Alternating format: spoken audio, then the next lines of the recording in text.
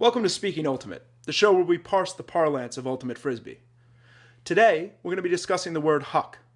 No, I'm not referring to that vagrant youth of Mark Twain's classic Americana, played by such stars as Mickey Rooney or Elijah Wood.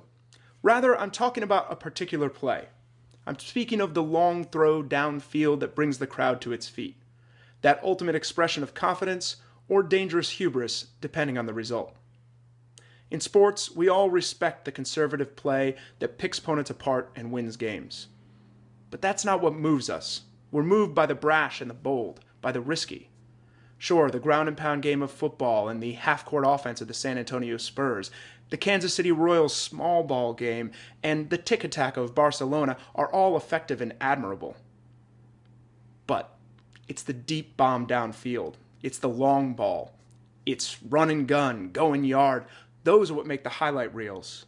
Those are what we glorify and remember. The Huck is Ultimate's equivalent. Essentially, it's just a long throw downfield. However, the definition of long is somewhat arbitrary. If you're playing on a field where I'm one of the better throwers, 30 yards or more might be considered a Huck. However, on an MLU field, you might have to throw 50 yards or more to be considered hucking.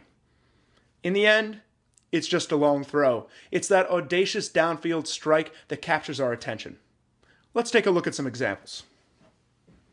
Our first Huck comes from a DC Current Boston Whitecaps game, where Markham, the marksman Schaffner, hits Jeff Wodach streaking almost 60 yards downfield and all the way across. If you want the actual distance on that throw, you'll have to figure out the hypotenuse of that triangle. Our next Huck shows the Boston Whitecaps' Jeff Graham throwing a flat-footed flick Huck 70-plus yards to a streaking McNaughton. A fantastic cut followed by a perfect in-stride throw. If you want to talk about precision, this next Huck's the one for you. Daniel Tretiak of the Seattle Rainmakers hits Thomas Rosado perfectly in the corner of the end zone with an amazing backhand Huck. And later in the same game, Portland gets a Huck of their own as Eli Friedman puts up a big flick to Camden Allison Hall. It's a bit of a jump ball, but Allison Hall comes down with it for the score. And perhaps an ankle injury.